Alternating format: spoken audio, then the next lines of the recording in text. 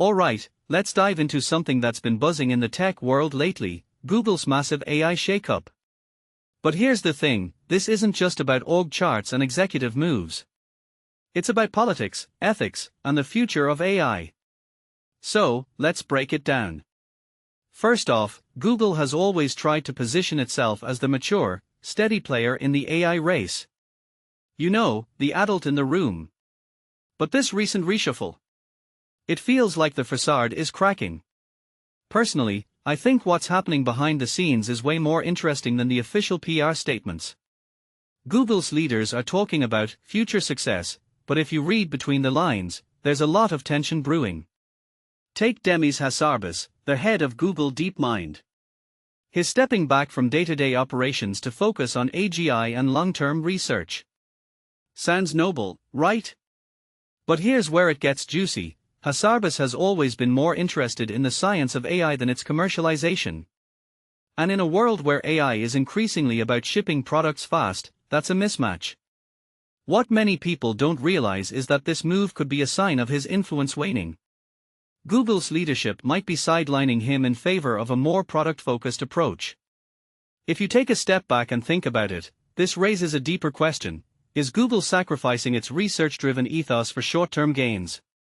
Then there's Jeff Dean, a 27-year Google veteran, leaving to start his own AI company.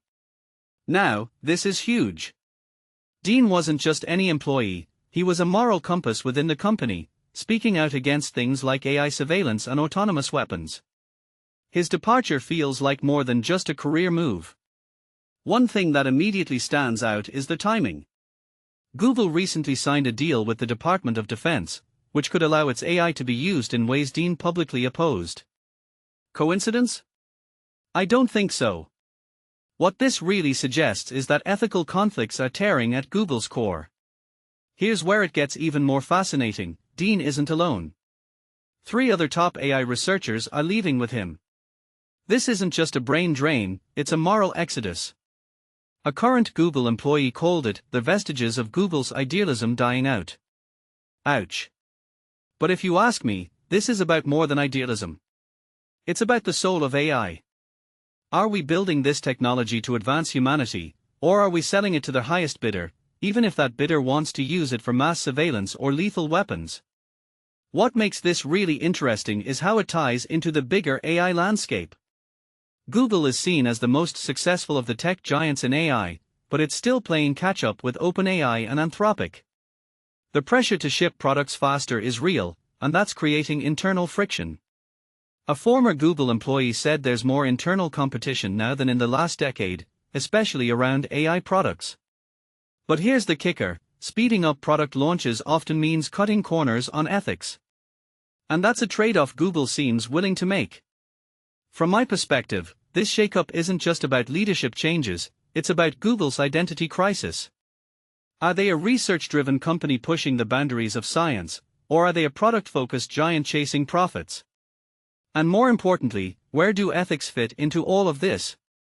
Personally, I think Google's trying to have it both ways, and it's not going to end well. Let's zoom out for a second. This isn't just a Google problem, it's an industry-wide issue. AI is at a crossroads. On one side, you have companies like Anthropic drawing red lines against military use. On the other, you have Google signing deals with the Pentagon. The question is, where do we draw the line?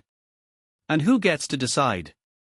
This raises a deeper question: can we trust tech companies to self-regulate, or do we need external oversight? Closing thought: Google's shakeup is a microcosm of the larger battle for AI's soul. It's about science versus profit, ethics versus expediency, and idealism versus realism.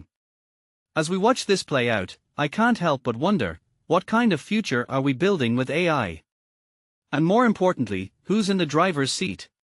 Let me know what you think in the comments. This is a conversation we all need to be having.